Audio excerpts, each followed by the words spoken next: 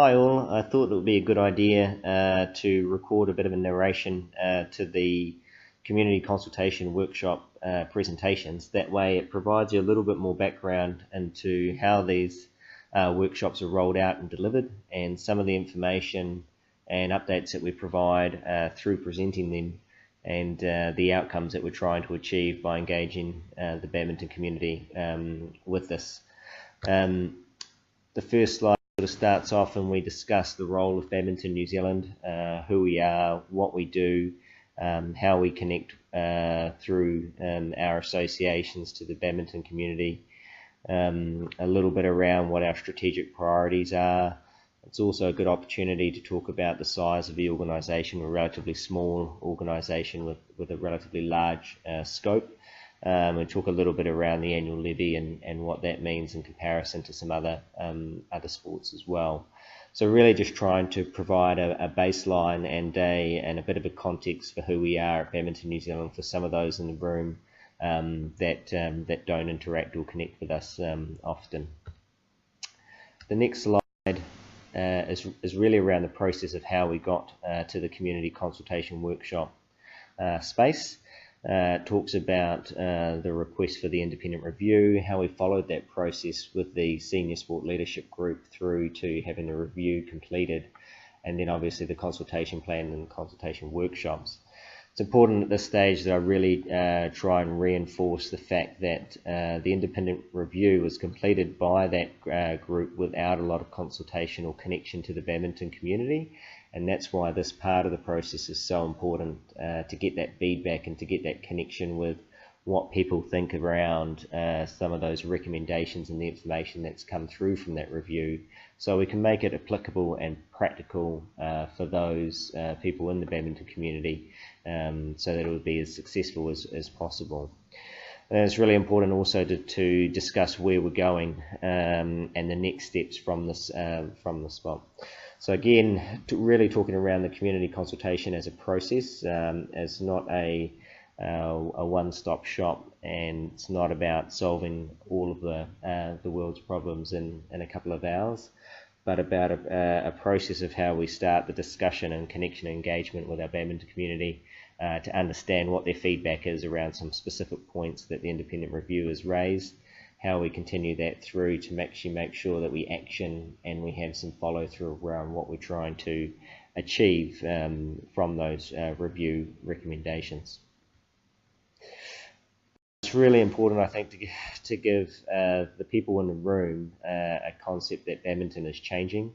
If you think about the megatrends and the large scale societal changes that are happening, we're definitely moving from a society that is now very time poor, lots of two-income parents. We've seen the changing ways that people participate in sport and the options now that are available to kids. The simple fact is that society and sport are changing, and are we changing with that to maximise what we can do in badminton? So really, this really just drills into the three key components of the community consultation workshops, and it's, I guess, branching out a little bit more from what the independent review has stated. So it talks about the current focus of Badminton New Zealand to meet the needs of the sport as a whole, what the role of associations are to ensure that there is effective development and delivery of badminton, and that with a changing sport environment, what is the appropriate membership structure. So three pretty sizable pieces. Again, some really difficult challenges amongst those three terms, but some absolutely fantastic opportunities to develop and push our sport forward as well. So on the board's recommendation, we shift through to focusing on the membership first, so focusing on the people that we're trying to serve, focusing on the person with the racket in the hand. And this is a great way to start, I believe, in terms of engaging the room, getting them to come together in some groups and to talk about this key point, which is really around who are the most important people in badminton. It's a nice, simple, easy icebreaker group activity. We ask everyone to form a group of large pieces of paper, and they jot down their ideas around who the most important people in badminton are. Obviously, it tends to start with players and participants and kids, and then as they work through and they're given a little bit more time, it stretches out to coaches, to officials, to volunteers, to the organisation, to leaders who support the game, to parents, to all those other factors that come into that. And really, again, we're trying to build a picture as a starting point to say, these are our focus, this is who we need to have the greatest impact on. It's important to understand exactly who they are and the roles that they play. We go on to then talk a little bit around how Badminton New Zealand connects through to those players and to those participants and the person that has the racket in hand, and I guess the traditional structures that Badminton New Zealand has, connecting through to its member associations, and then the traditional pathway of sport really that they then have a connection through clubs, and then that goes through to participants. What we're also starting to see, and what is quite interesting, is that associations now are moving to have direct connection from their participants through to their associations, or a direct connection obviously for those associations that have venues of casuals or recreational players coming through to connect directly with services and support that the association is providing. So just talking a little bit about, I guess, how the traditional model is set up, and some of the barriers and some of the ways that this has an impact on trying to impact on the person that holds the racket. So one of the key things that we took away from the Auckland workshop was this idea that before you delve into understanding who the membership is for badminton in New Zealand, it's good to identify what the roles of the organisation serve. So again, going back to that previous slide, we look at right through how members and participants connect with different organisations to attract services and support and playing the game of badminton. And this is a really simple way. It's a great table where it really is just around identifying what are the roles of Badminton New Zealand, what are the key functions that we as an organisation do, what are the roles and key functions of associations, and what are they involved with. And then at the lower level, what are clubs or school community groups, or those different ways that grassroots badminton happens, how do they connect, and what are the roles of those organisations? And it's really just about making it really clear around where people fit, where those connections are, and where that engagement is across.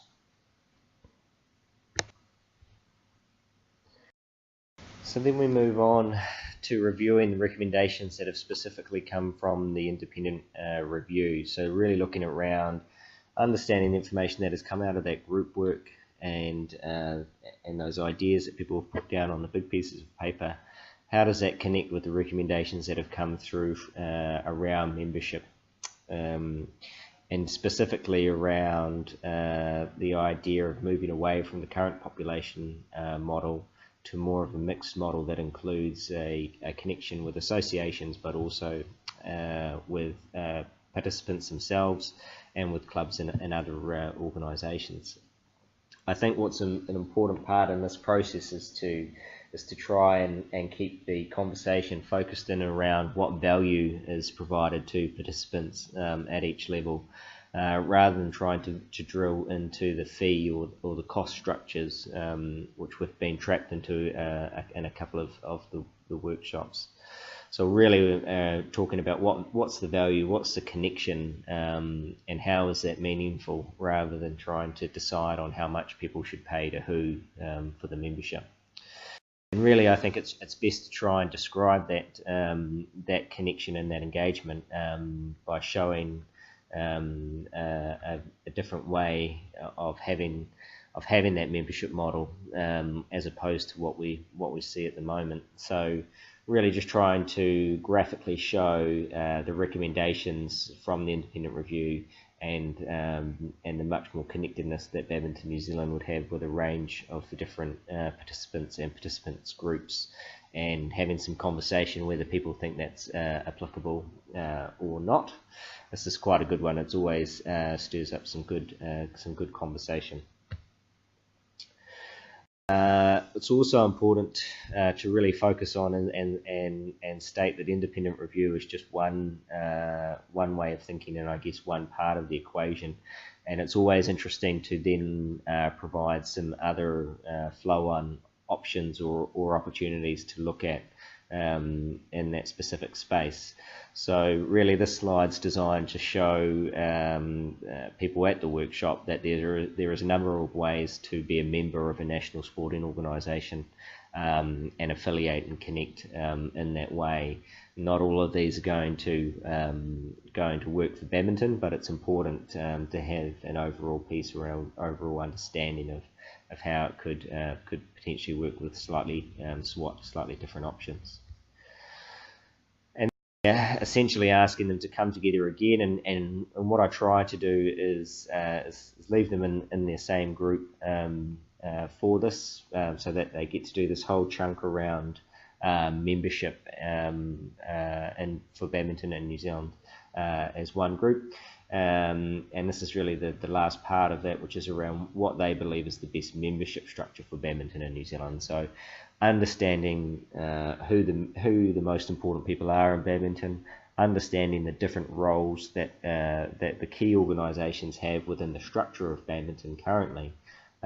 What is the membership connection? Where is the value, and how does that relate to people on an individual sort of basis of where their touch point is and where they connect.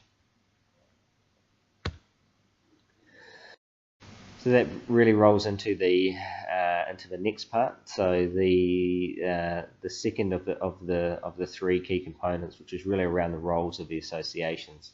In the previous three workshops, there's been a slide around brainstorming what the role of associations should be, but because we've made some changes with that experience in Auckland and placing that and connecting that with that membership piece, we move away from that.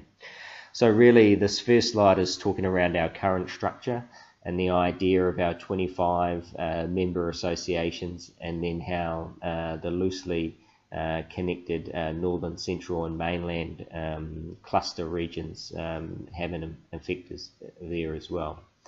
Really what I try to talk a little bit about in terms of a slide is the massive continuum that we have in terms of our associations and where they're at, whether they're in large urban populations or whether they're in rural populations, whether they geographically have a large area or a small area, whether they have their own venue or whether they use shared or community venues, whether they have paid staff or whether they volunteer based, whether they are high functioning, high capability or low functioning, low capacity organisations.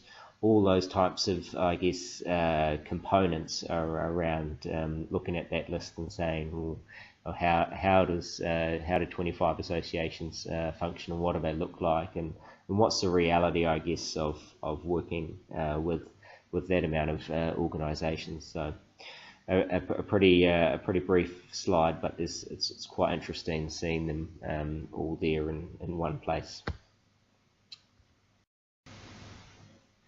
So from there, it really just is around diving straight into those recommendations from the independent review again, really saying that again this is just one idea or one concept of what's come through, and that we're here to consult on that, and that we haven't made a decision or connection around that.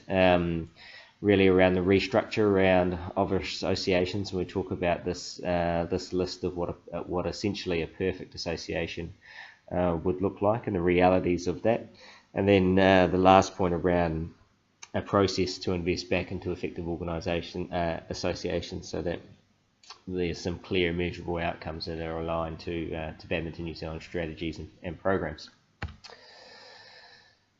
So we talk about those, but we also want to talk about other ideas and I guess experiences from what other national sporting organisations have had, and potentially where we could go in terms of making the most effective delivery structure and for badminton in New Zealand. So we run through a little bit of a list, and we talk a little bit about some of the experiences that have happened in the past with other sports, namely netball most recently, but also gym sports, tennis, football, cricket, those types of things.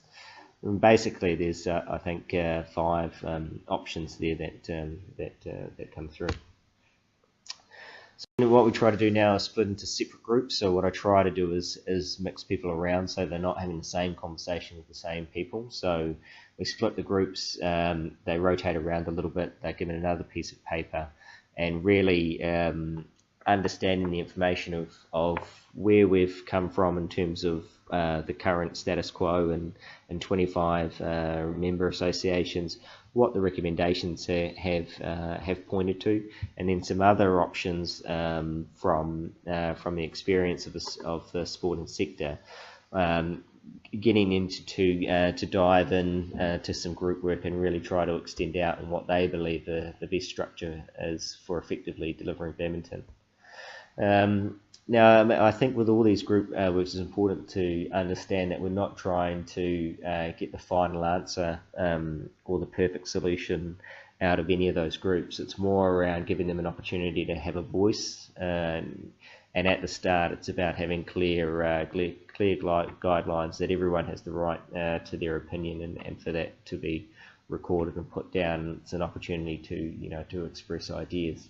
So here groups normally struggle because there's a lot on the line, I guess, for different associations in terms of what this looks like. So there's some quite guarded conversations, I would say. But in the end, I think there's some good things that come out of it in terms of big picture, what they're trying to achieve to be effective organisations, or the effective development and delivery of badminton. They can all agree that some key things need to be in place. And again, this looks quite different depending on where the workshop is being delivered. Then we shift on and move through to the final component, really, which is around the current focus of Badminton New Zealand and how it meets the needs of the sport as a whole. And here we really talk around the Constitution, and some of the key issues that these boxes highlight are around issues that we have with the current Constitution, around the lack of reference to essentially what's been the key focus of what the workshop has been about, which is the person with the racket in the hand and the participant, and those people that drive badminton from grassroots through to high performance. That lack of connection to casual and recreational players and participants becomes much more obvious when you put this at the end of the presentation, in my mind. That it talks around how that then has an impact in our ability to deliver the things that we need to deliver to grow and develop badminton and move it forward. The voting rights is always a really interesting one, and then there's widespread, I think, indication that this needs to change from just about every area except the Auckland area, and even some people within that area believe that it needs to change as well. And really, what we're saying through the Constitution, the recommendations have said that the current Constitution is a traditional approach that really looks at how Badminton New Zealand monitors and manages the game in a very black and white sort of competition and event space. And what we're suggesting is that the independent review is looking towards more of a whole of sport approach, which is really looking at badminton in New Zealand rather than badminton New Zealand. Again, a lot of interesting conversation comes out around whether Badminton New Zealand is already operating within that space, or whether this is too much of a big focus that with limited resources it becomes too much of a stretch trying to do everything. So some good feedback and some good conversation comes around this, and associations, people from associations, also connect with their roles in terms of how it impacts on what they're doing as well. So just working through to the recommendations from the independent review, talks a little bit around the whole of sport. It connects back to the memberships and then through to the structure of our associations and the impact that would then have on voting rights. Again, really hones in on the role and responsibility of the board and the strategic goals and how the chief executive and chair operate.